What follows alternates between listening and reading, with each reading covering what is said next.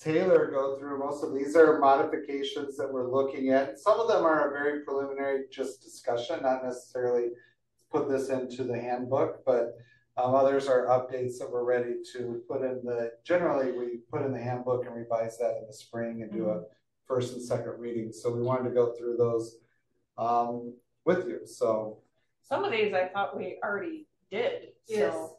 Some of these you've probably seen, and it's now just formalizing to be sure we have that okay to put into the handbook because they're likely somewhere else. Yeah. So for example, the first one, school board policy 522.9 is already approved, but the handbook gets updated once a year. All right. So this is language that would reflect or refer the staff to that. Got it. So that has been approved, implemented. Principals have done the training and given the direction to the staff. Any questions on that? That one's pretty simple. Okay. Payroll cycle. This one comes out of the listening sessions that we did. This would be the language giving the staff the option to elect to receive 24 equal installments for their payment. This again would only be applicable to the salaried staff. Sure. It's not doing annualized pay for hourly staff. Just salary. Any questions on that, Devin? Negative. All right. Now, generally, this is more of a preliminary discussion, but this is something that came up again from the listening sessions. Yeah. And so it's us putting together kind of a draft. There's a lot of different ways to approach this. Okay. And this is probably the more in-depth or for lack of a better term, I would say this is quite a bit more disruptive to the current status quo. We could give flexibility to staff, and at the premise, what staff were asking for and would like, I think at administration as well, is some flexibility that when there's special occasions or events that professional staff have the ability to use what currently is now titled sick leave to go and do that. So for example, I have a teacher whose son is graduating from out east at I don't remember one of the schools out there, but the graduation's on a Wednesday. And so they've got to leave like on a Tuesday, and then the graduation events be out for the week. And it's currently constituted, they get 2 PTO days, so that individual would be facing, assuming they're being forthright and honest about it and the way they should, they'd be facing having to pay for 2 of those days, having unpaid leave.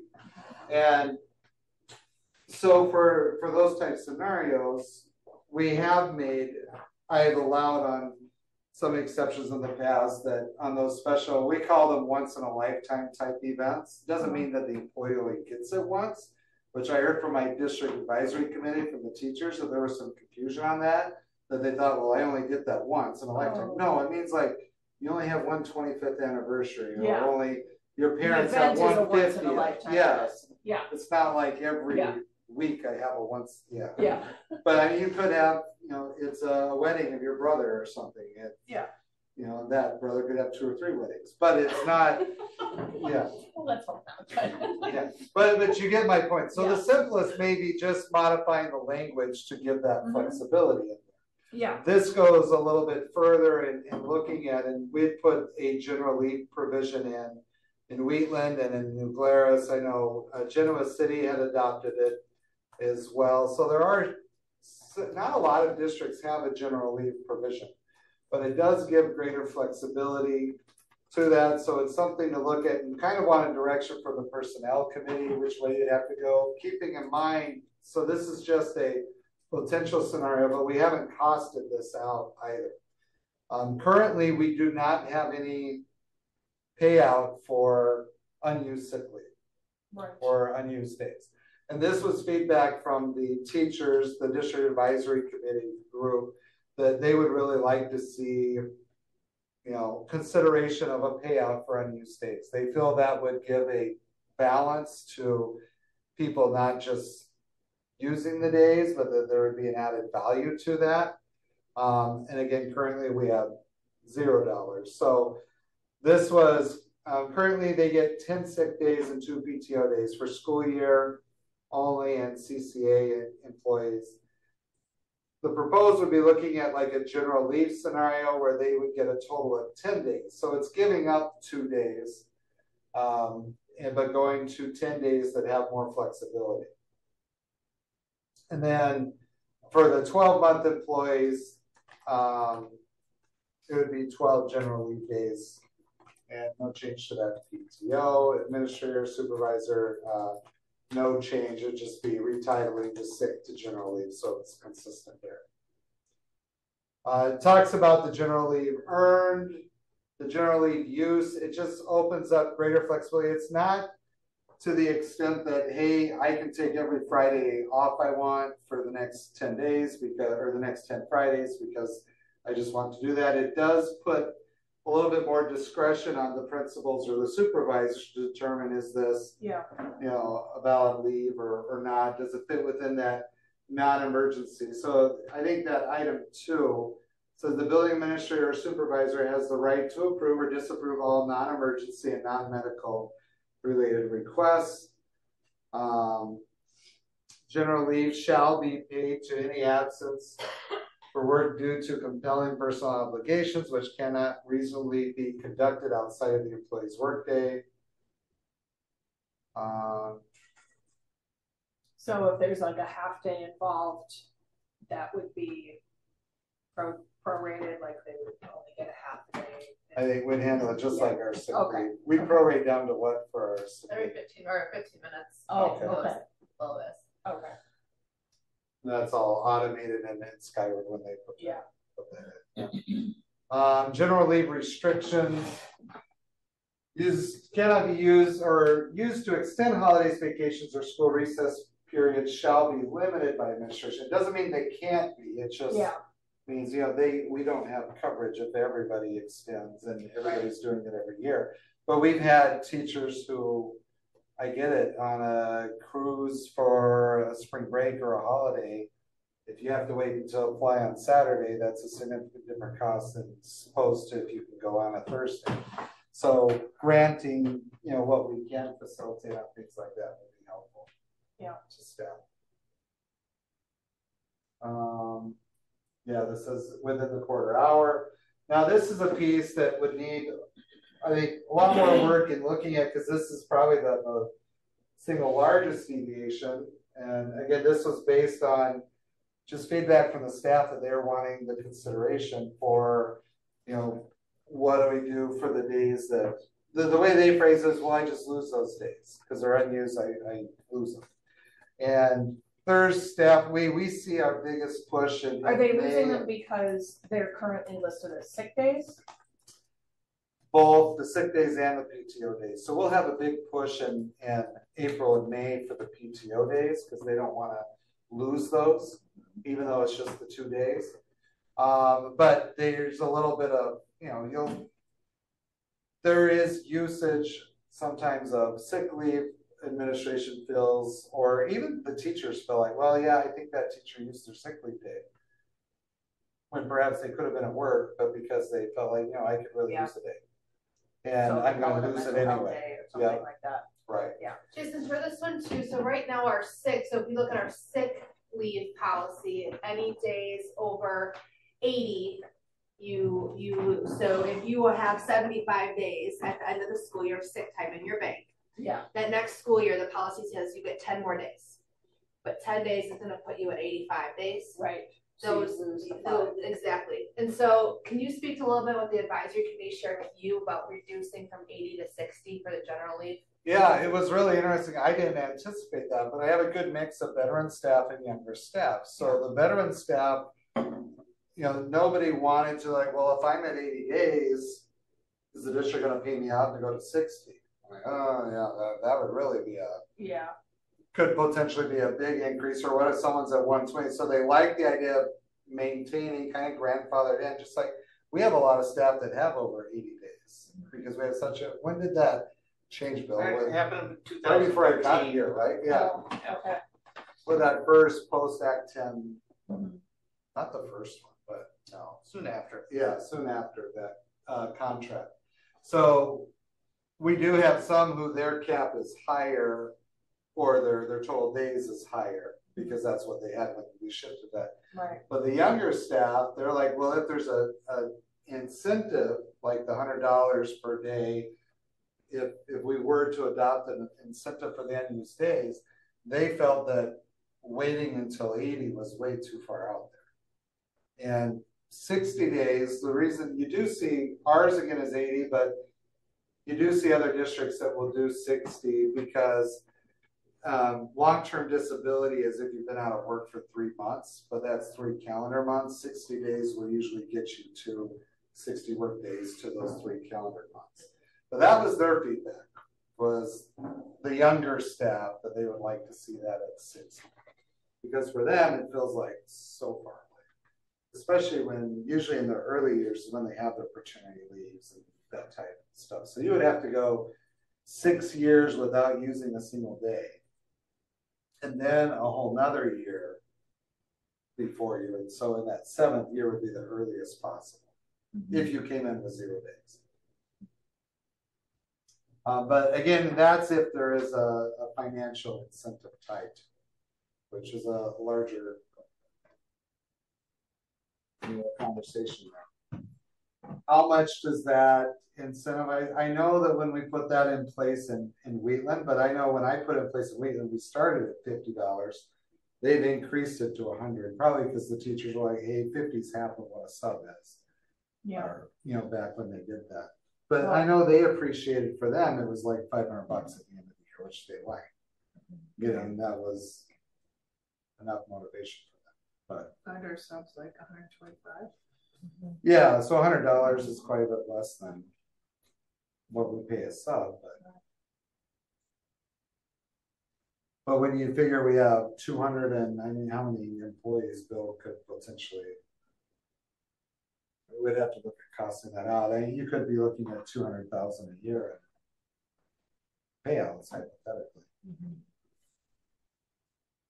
Yeah. Okay. I don't know if it'd be that. I don't think it'd be that high, but probably between 100 and 200,000. I don't know if it would be each year. Again, the way it's worded here, if you've got 80 or 100 days, I assume you just cash out what you got above 60 and get paid for that, and that becomes your return. So potentially the first year of implementation, would be the largest impact. Yeah. Or we could leave them grandfathered in, and your maximum payout is 10. No more than 10 days shall be paid out a year, or whatever that amount is. Now, didn't we just within the last year or two provide a little flexibility with the unused PTO days? I think they can either cash that in or they can convert it to sick days. We did that. I think maybe the last year. Last year. So we don't did we have any, or is this year the first year of that? At the end of last school year was the first year that people were able to elect Okay. what they wanted to do with their unused PTO time. Majority chose to receive the payout. A small portion chose to convert it to sick time because they had depleted their sick bank due to the paternity leave. How much was the payout for that? Was that $100 or is it $50? That I think it was $100, wasn't it? was the sub rate. I think we did 125. 125 to kind of break even there. So I wonder did that have a reduction on how many PTO days were used? Yes. It did? Yes. Okay. Because we like didn't have the waste in May of people just wasting their days. Well, I don't think it's but you saw a significant drop off in the use of PTO days because they had that incentive. I mean, Jason's had an opportunity to talk with the professional staff about this, and I'm sure, they'd like to have this. Yeah. But we haven't, what other group? What is the support staff? How does this affect the management with our other hourly employees? And we haven't talked about that yet. So I think this is preliminary and certainly something to continue to talk about. But because I'd be just cautious based on our finances and putting in a new program that we don't know what the impact is. Yeah. So, but that's just my thoughts. I would like to do more work on that and do like an estimated costing. But I think in a general sense, is there any concern if we were to look at, I think at the heart of it, when they brought it up in the listening sessions, it was greater flexibility on the utilization of the Sure. days. Yeah, And I think we can do that without costing us anything. sure. I don't like putting people in a situation where they're dishonest, like Right. I saying agree. I'm sick, but I'm playing softball in Florida. Yeah, And I get it, it was a national championship tournament thing, but it also and this is something the teachers also brought up. It's really frustrating to them too, because if there was that flexibility, that could have been planned out months, 2 months in advance and a sub secured, but because it was the last second, yes, now there's not a sub and they're having to cover internal. right. No, I think in the private sector, general leave is very common. I mean, that's just the way it is. Right, it's, You know? exactly, Right, it's just, so- I've never been in a situation in the public sector where it's been designated sick or. Oh, really? It's just Oh, always It's just just, like general. it's just, you get this many days off, whether you use it for sick or Right. for something else. It's just, yeah. It's Okay. I mean, back in the day when you had the collective bargaining agreements, there were like 4 or 5 different pools of time. Oh, good grief. Yeah, which getting from that to 2 was. I mean, that's 2 separate pieces, really. I mean, we can give the flexibility without incurring the incentive pay on that. I think that's a separate matter that Yeah, they would like to have. I'm sure they would always, I would guess in collective bargaining, they would probably ask for that every collective bargaining cycle, though, in negotiations for some sort of payout for unused leave days.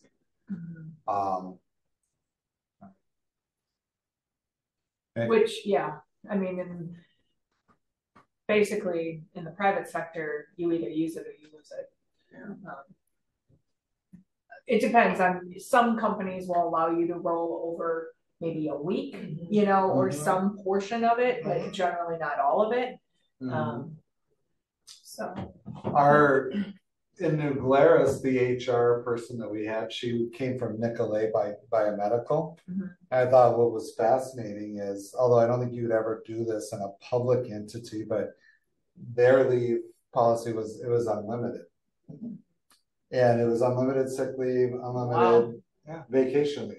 What they found is their leave days significantly dropped because when the entitlement, and you see this when you're talking, well, those are my sick days. Yeah. Like I'm entitled to and it kind of went away and it got to, you take what you need. And you're a professional. We understand that you're going to take what you need to get the job done. I've heard of companies doing that. I've not heard of a school district doing it, but I've heard of companies doing that. And it sounds similar results. And it sounds like, oh, they're really generous. That's amazing. Google has unlimited leave. Well, they do because they see, oh, that actually take less space. Right. Right. All right. Devin, any thoughts on that?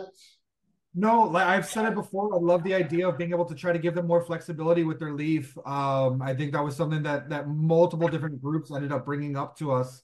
So I'm really excited to try to make sure that works. The only thing is like Bill said, I want to make sure fiscally it works out and that we're not putting ourselves in a bind in the end. But I mean, I love the fact that the idea that they just have flexibility, whether or not they want to put all their leave together or potentially get a payout at the end. I mean, it's just a great idea. I think I'm on board with it. Let's cost that out. I do like the payout at the end because I've seen the positive. Because in public entities you don't get bonuses. In a way, it's almost it feels like that at the end of the year. They worked hard. Hey, I came. I didn't use my time. And there it is that. Yeah. But I know there's an expense to that, which would have to be factored in from that compensation standpoint. All right, so we'll cost that out. We'll bring that back. I think the flexibility, there's that strong consensus. I think we can definitely work out the flexibility language, and we'll bring back the costing. I guess my question would be, I'm just gonna play a little devil's advocate here. If somebody has 10 days, they decide to use all 10 days of that as vacation time. They're clearly not sick. They're, taking that time off for personal reasons. At that point, then they've used all of that. All of a sudden, the person gets sick. Then what do we do? Mhm. Because at that point, then the only thing they have left is the crisis leave. Mhm. So how do we handle a situation like that where, they've used all their paid time off, their general leave, for something other than sick leave, and then they get sick? So I guess we have to figure out how to address that. And using that specific example, I would always encourage, and I always do encourage new hires to elect short-term disability. Because then that way, if they are sick, if there's non-work related injury, there's some sort of income coming in to protect them.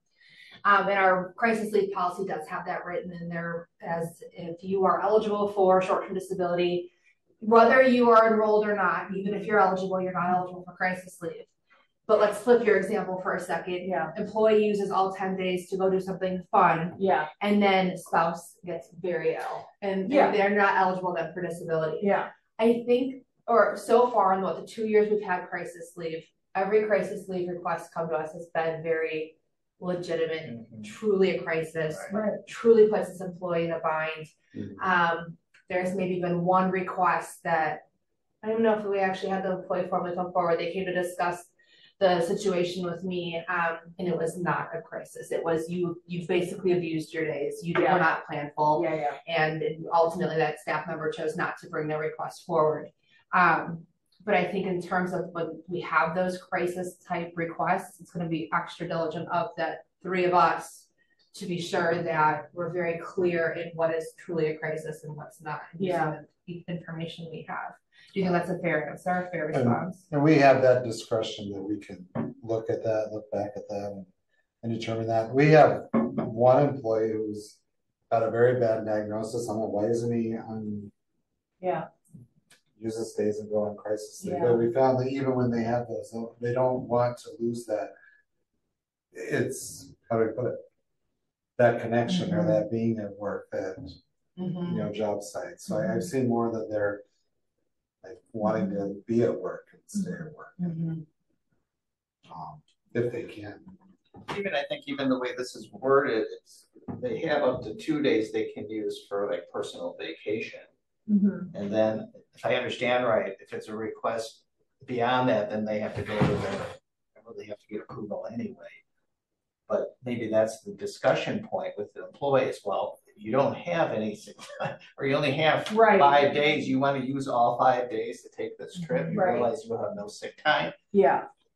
I know that's Dan. I just had the conversation with Mr. Keeley as an employee who is putting in for the paternity leave. And he's like, hey, if you go and you don't have that many leave days.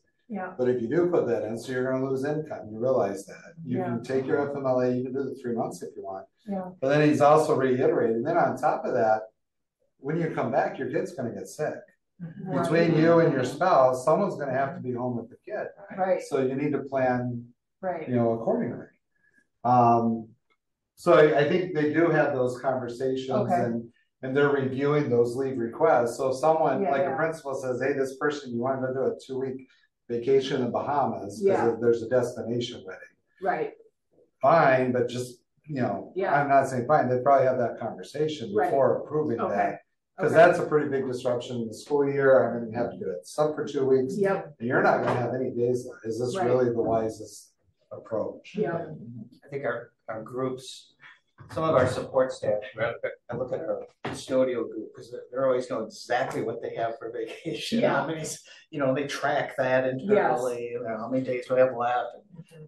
It's the education piece would need to go along with this. So they understand. All right. I just wanted to make sure we have things in place to kind of have those conversations. I think we're comfortable with it. And the great thing is, worst case scenario, because there isn't collective bargaining, we can always go back and change it next year. Probably, this didn't work, or we need to tweak it or adjust it.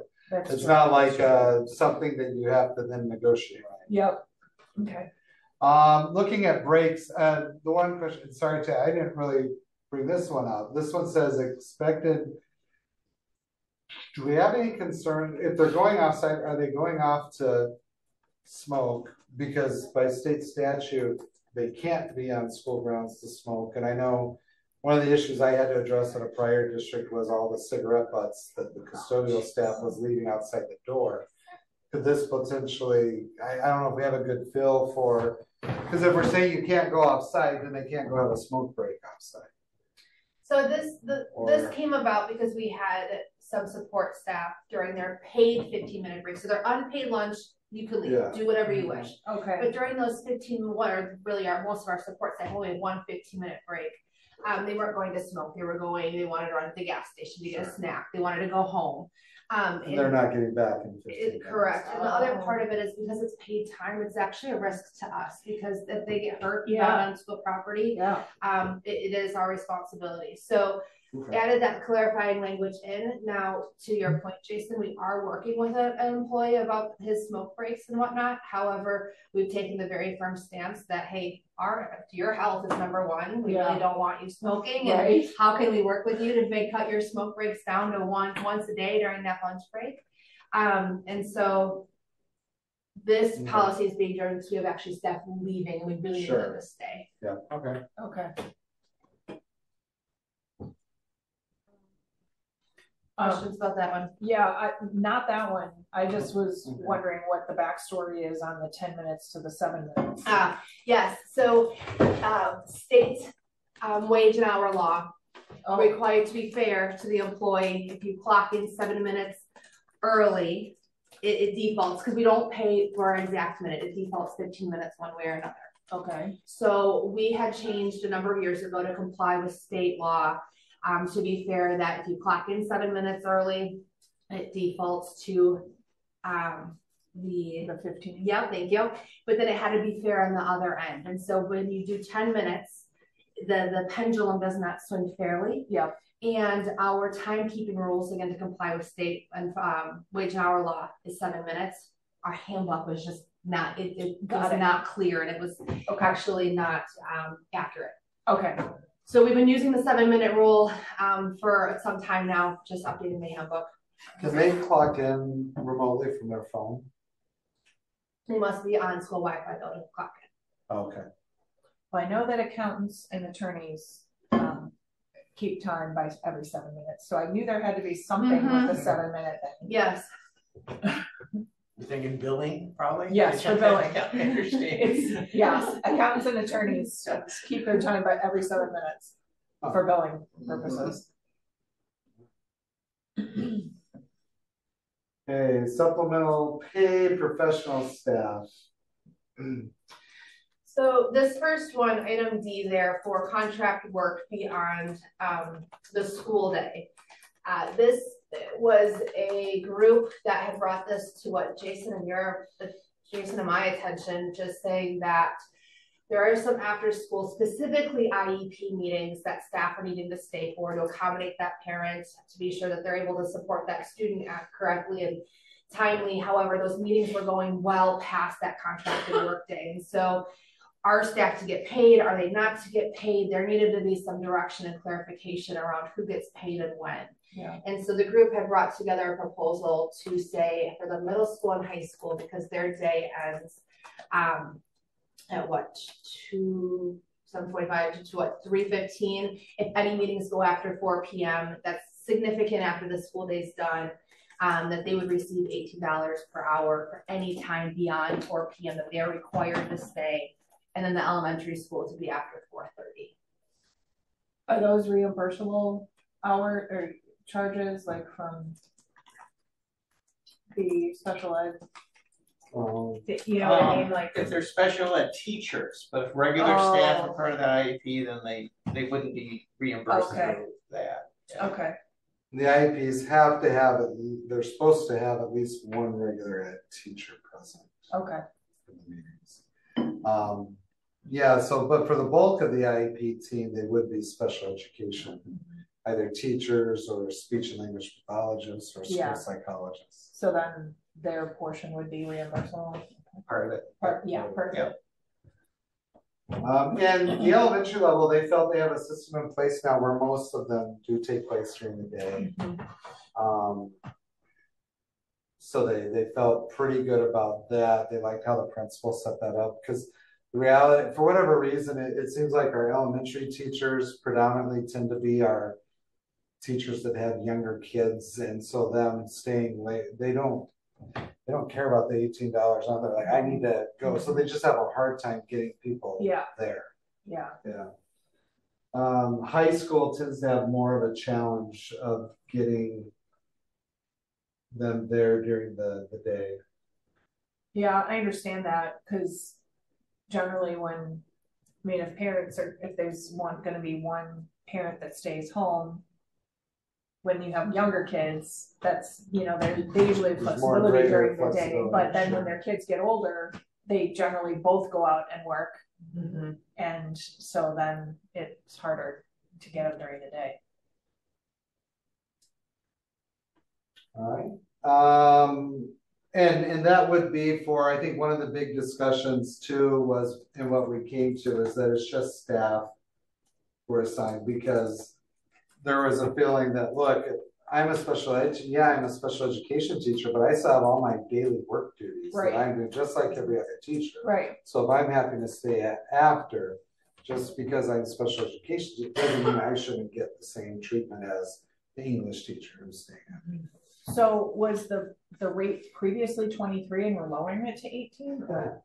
Yes, but that's because this is in alignment with the job that they do, or is that when we look at that extra pay, or what was we aligned it to, well, to answer your original question, some staff weren't getting paid at all. Other staff were requesting their per diem rate, which could be up to $50 an hour if you look at their contract. Sure. So we aligned it to one of our existing supplemental pay hourly amounts, and I can give you that exact.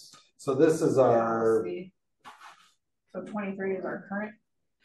This is our curriculum writing amount, so where they have to be engaged, but it's not their teaching amount. The teaching amount's $23 an hour, and then there's an $18 an hour, and then a $15 an hour if they're just sitting and getting, not like you're kind of passive participant. This section D, you can see it's kind of crossed out. Apply only at that time to guidance in school sites. Oh, right. So it's kind of the old. Old guidance. So it was a specific role. Now we're just staff. And now it's more general. Professional staff. Got it.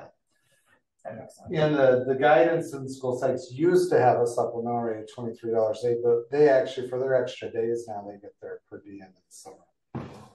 So you got it built into their contract. Most of that. Yeah. All right, summer school pay, extended school year. So this next one was originally, all that policy read was teachers who are assigned to teach summer school shall be paid $25 per contract hour. We are proposing breaking this out into kind of 3 different categories. The first category would be applicable to our K-8 summer school teachers. So currently they are paid $25 an hour. They fill out a timesheet. It is a little bit of administrative burden on that teacher to fill that out, goes to the principal. We are recommending just streamlining the process. And if that teacher works their full schedule, which would be 4 hours a day for the 10-day session, they're just paid the $1,000. They don't need to keep track of their time. You come to work, you do your summer school classes. You're just paid basically that stipend to align with how they're paid during so that math, that $25 an hour works out to $1,000. Exactly. All right. The proposal is that last sentence there is also to add 1 hour of prep time per assigned class. So for every class you're assigned, you could have the same class all day long. You could teach the same class for 4 sessions. You would only get 1 hour of prep time. And the argument there is, we have some new teachers who've never taught summer school before, and they were needing to do unpaid time to prep for their summer school class. If you have 4 different classes all day long, you would be 1 hour per each of those classes. It was a minimal cost, however, or it is a cost, but it's in our opinion, a minimal cost because of the workload that those teachers are taking on for summer school. And really we need to be paying our staff who are going to be working for that. Okay, so they time. Per class, they get 1 hour of paid prep time. Okay. So that would be the proposal for our K-8. So that's our biggest, most robust summer session. Yep. We have 2 other summer sessions at the high school and options. They're smaller, much more manageable. The recommendation, just due to their schedule, is just to continue to pay them $25 per hour, continue to have them submit those timesheets. Because it's such a small group, Jamie Saunders and Sarah Stone are able to manage to be sure that they are truly putting in for every hour worked, that they aren't losing time because they're a 6-week session. So the recommendation is not to streamline that to a stipend, just to continue as is. However, to allow them 1 hour of prep time per assigned class for grading and whatnot, because their point was those students are taking it for credit. So they already need to do the grading and everything as well, in addition to teaching their students. Then the last one there, kind of breaking this out to that 3rd session, is just the clarification for extended school year. So we have a group, specifically special ed, who are assigned to support students throughout the summer. And right now they're being paid their per diem rate. It's really all over the board. And the director of special education has come forward and recommended, just for consistency, have anyone who's assigned to teach that extended school year pay them the $25 an hour when supporting students, because the workload is different than what it is during the school year. The exception to that would be OT and speech and language pathologists. Their workload is similar to what they do in the school year, so they would be paid their per diem rate per hour. Did we have PT also during the summer and all as part of ESY? All under? It does not sound like we have, but it'd probably be wise for us to clarify and add that in here, just should there ever be a need for our PT to work. I don't know. I just wonder if Emily would, maybe that doesn't happen. I don't know. Because if we were looking at the specialists, that would be the other one that I could think of that would fall in that. But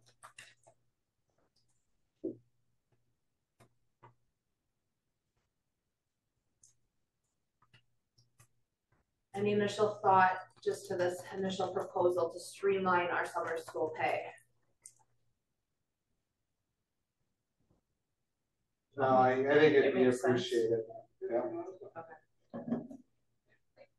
Item F here is just clarification on when that bus supervision payment is due. Sorry, right there.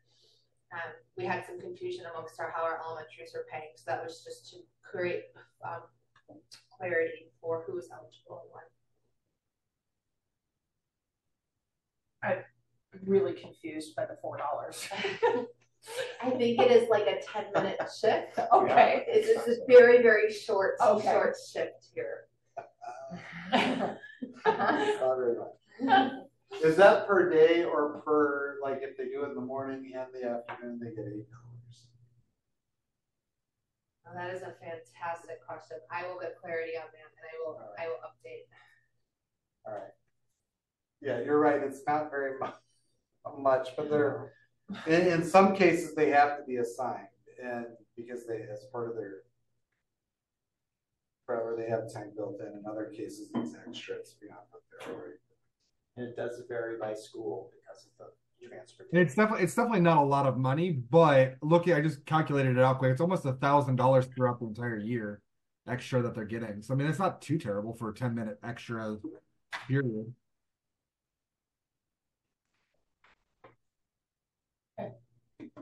I always did lunch duty just to get the free lunch. You know, that was back when I was a teacher. That was like $2.25. Yeah. And it became a taxable Taxable. benefit. Yeah. Although it's not if you work in the kitchen. Oh, Yeah. okay. Yeah, I'd always supervise the line, go grab my lunch, and then eat with the kids. And that was, oh, hey, didn't have to come up with lunch money. That worked. All right.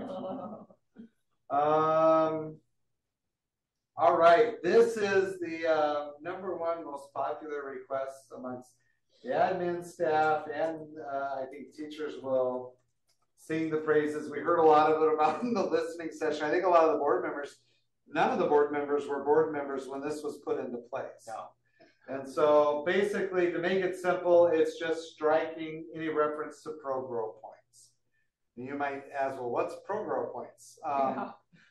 Years ago, it was in that shortly after, so when we went to the contracts, the board wanted to have in our compensation system some way to not just advance people because of their heart beating from one year to the next. Yes. So they wanted some sort of a pay for performance. But so we had this committee, a compensation committee. We spent a lot of time digging into it, looking into it. There were a lot of different models that we looked at, and what came back from the consensus was there's really not a great system on that within that realm. So for example, my wife worked at Dell and Darien, and they had put in place a system that for every 4 that you got on your evaluation, you received an additional $500 in compensation. Oh my goodness. Yeah, which was great. But then my wife would go and the principal would say, you know, I really feel like you were a 4 in 6 of the 7 areas, but I'm only allocated X number of 4s for the building because of the budget, so I'm only giving you 2 4s. Oh my God. So what a lot of these post-Act 10, there were a lot of really creative, innovative compensation systems that came out that were found to be unsustainable from a budgetary standpoint. And so our solution that the teachers and the group that came up with was that there will be a pro-grow points, which is basically a whole bunch of, you can click on that plan, but basically the proposal is to get rid of it. I think feedback from principals and it's just unnecessary hoops. And some of the principals even said, I have less people that volunteer to do events now because they used to do it just for intrinsic. Hey, that's part of we all work together as a team, we pull the load. And now it's like, well, what pro-grow points am I getting? What am I getting? Because they have to fulfill a certain number of pro-grow points to advance on the compensation schedule. What I would say though is we're not changing the language, so that would go away, but this language is still there or would be included in there that they have to receive a satisfactory job evaluation to move forward on the plan. If you get put on a plan of improvement, you get frozen on the pay schedule. So there's still a performance component there. So that's our proposal, to eliminate that legacy pro-grow points piece. And I think that would really make a lot of teachers happy that they don't have to jump through those hoops. Yeah. And the items in 23.1 there, the A, B, and C were all, to Jason's point, that's exactly from the comp system plan document that's linked there. Yeah. There used to be then the item D of pro-grow points. And so staff would not be surprised that they still need to meet the 3 things of satisfactory job, work at least half a year, and then hold that valid active CPI license for the fiscal year. That has all been in play. And we just want to formalize that now in our handbook because that comp system document will be going away. Okay. Questions or concerns? Anyone, Devin or Julia? I do, but I guess I will have to learn more about this system before I really go into it. My question, or more along the lines of my concern, you don't have to go into it, Jason, that's fine. I'll look into it myself and try to figure it out.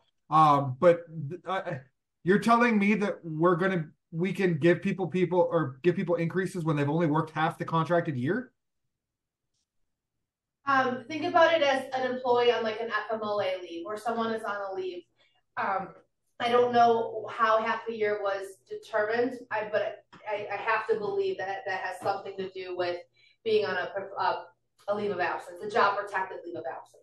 I think they would have to clarify that because if somebody, I mean, not that we could ever do it with our leave system as it is right now, but I mean, if it ever came to that point, I mean, they could just take off of work for half a year and then all of a sudden, well, we've got to give them a pay increase despite that. I mean, or it doesn't mean, I mean, say for example, they just take off of work for whatever reason. I mean, it's just something, I guess I just have to clarify. I will go into that myself and I will figure that part out. That way you guys don't have to spend time today. I know I'll have to go through that. And that is standard. That's a current status quo, Devin. So it'd be like if we hired someone in January, they would go on our current pay schedule, but it wouldn't prevent them from moving to the next lane because we only move people once a year. And so that was what was originally put in, that they had to be there at least half of the contracted days. So I think it was more designed for mid-year hires, because we wouldn't have somebody that would miss half a year for FMLA. Gotcha. That makes a lot more sense. That makes a lot more sense. Because then, like, if I hire a teacher for second semester, I don't want to tell them you're going to be at this wage for a year and a half. Gotcha. So that was where that it's based off of like compensation for, I'm sorry, for time hired. Okay, that makes a lot more sense. Okay, thank you. Yeah. All right. Yeah. Did you have any question on whacking the ProGrow point system though? No, none. Okay. Yeah. All right. And that was probably maybe number 1 or number 2 from the listening session. Yeah. That and the 24-month. Yeah. All right. These are just, yeah, you want to? Yeah, just next Update. section here is just update to different amounts for the extra duty pays. We had 3 new clubs or programs held. So those were added. The strike throughs are clubs that are no longer being offered.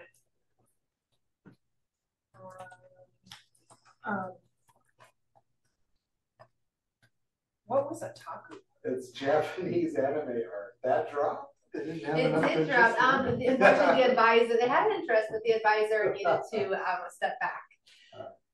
Okay. Yeah, a lot of these, it ebbs and flows with the Yeah. opportunities. I know we encourage the kids, but they have to have an advisor or someone who Right. wants to. What's power fluid?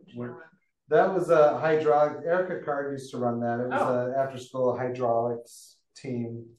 Okay. Power Fluids, and they would go and compete up in the Milwaukee area. Sure. All right. 24 in the professional staff handbook and 28 in the support staff handbook, both refer to substitutes pay. So currently our long-term subs are paid for their first 10 days of their assignment. They are paid the normal sub rate. Day 11 starts that long-term sub rate. Right. And we really recognize and we want to really try to incentivize people to accept our long-term sub assignments. So we're making the recommendation that long-term sub pay, if we know that assignment is going to be longer than 10 days, start that long-term sub pay effective day 1. Don't make them wait 10 days. Right. There's an elevated workload with long-term subs, and so that would apply to both our professional staff and our support staff. Makes sense. Now, we haven't had a chance to really even discuss this as a team, but one of the other feedback items that our district advisory committee gave related to substitute teacher pay, because they hear from subs that work in other districts. Yeah. That a number of other districts have begun escalating pay based on number of days within that they work for you within the year. So, for example, after 10 days, if you work 10 days in the district, then they'll escalate their daily sub rate pay, if that makes sense. So other districts have started putting escalator clauses in that. I think it's something we should probably look at to reward those that stay with us, but So this is only this is only for for long-term. specific assignments. Right. It's not 10 days in the district. It's not like you work for us 10 days now and your 11th day you're at Yeah. 200. You're doing the same assignment for the X number of days. Got it. But that's where some of these subs are like, hey, I'm seeing these. Yeah. I've done 100 days for you. That should be a greater value than just $125 a day. So I think that's worth some longer look and see what are other places doing. But that's been feedback that I received. I just haven't had a chance to look at. All right.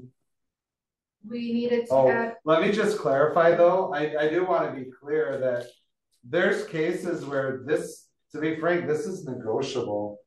Like when we had to bring Kyle Gordon in to teach German, Yeah. he's like, yeah, I'll come back. Here's what my daily rate was. And I'll come back for that. So there's nothing that prevents us from having to do that. Usually we don't see that unless it's a specialized positions. But I will tell you, retired teachers who are coming to do long-term sub are much more savvy to that. Right. They'll, Right. oh yeah, I'm not going to come back for $200 a day. Yeah. But yeah. All right. I thinking about our support staff pay, we would just needed to clarify in the handbook what is that summer school pay rate for support staff. So just clarifying that they're paid step one of their hourly rate of that assigned classification. And then 25.7 there, we've had our support staff really step up this school year to say, hey, we know that there's significant need to help in the lunchroom, or we know that there's significant need for crossing guard duty, for example, and can we do that? And so we needed to put language together around what does pay look like, because they're paid for every hour, what does pay look like for them? So we mirrored the rates that our professional staff members get and added A, B, and C here, so our support staff members can step up and support our students in our buildings during those times of need. I really appreciate that, Taylor and Bill, because I've dealt as a principal in situations where the business was just very close to, we don't want to deal with having to recalculate. I appreciate that. That'll really help. And I noticed that we let them do the ticket handling and all those type pieces, which is greatly appreciated. It would be nice if the laws were a little easier, so we didn't have to go through all of that, but. I know it's a hassle. Yeah. That was all we had. Okay. So what do we as a committee need to do with this? Recommend it be sent to the board, or? I do think so, but unless we want to do two separate recommendations, I think, do we want to wait on this? Or I mean, the rest of them are probably ready to take to the board. Except for the general leave. Except for the general leave. And we could always come back and revisit the general leave if you'd like to get these others taken care of, Taylor. Yeah, how do you want to handle it? I'm just thinking, Bill, and I'm looking specifically at the proposed policy 5.1, where it's talking about the salary, our professional staff have the option to go to 24 pays. Traditionally, our staff are used to seeing this document be released at the same time as compensation and contracts are released in the spring, so kind of during May. What are our thoughts about waiting to bring this forward to the school board to get approved to the spring, knowing we have general leave? I think we should move forward with it, and then we can bring the general leave back up as a separate item, because being respectful for, you're going to be out too on your paternity leave. So I think let's get these items forwarded to the board for their first and second reading. Or do handbooks just need one reading? I don't remember. I think they only need one, but I think we've traditionally done two. Yes. Right? Traditionally. Yes, traditionally, yes.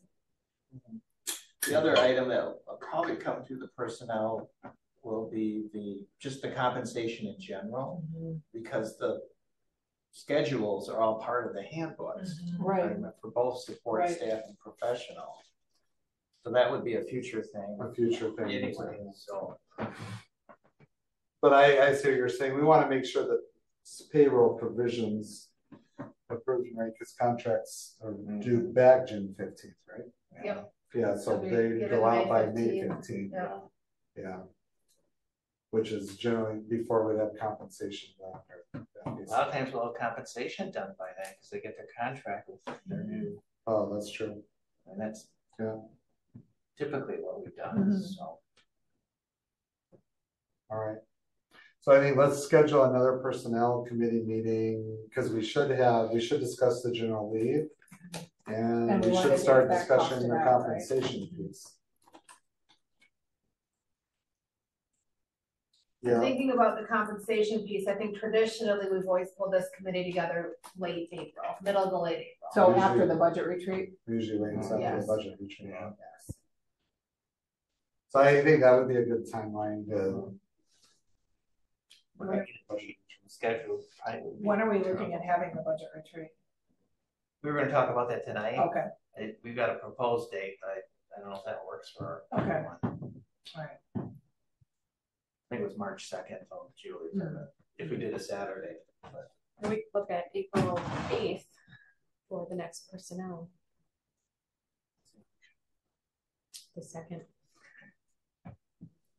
Can we push it any later that month? Yes. All right. Because what was the rationale in your mind with the 8th? Just random day? Just because it's a board meeting day and. Okay, oh, cause I see you're saying, because we gotta work backwards from May 15th for compensation. Cause the board would have potentially approved compensation for teachers on May 13th. Could we do April 15th? Yeah. Tax day. Tax day. Is the 15th better? For you Yes, too? it would, Okay. it would.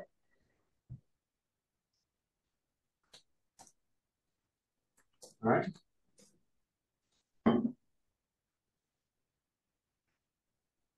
All right, then I think that's all we have. And we'll forward the other items to the next board. We could do the next one or the one after. Next one is the Friends of the Community Awards. Oh, right. So it's that hour and then the board meeting. We could hold off until. Yeah. Okay. Maybe let's do it on the first one in February. Okay. What day is that? The 12th. Okay.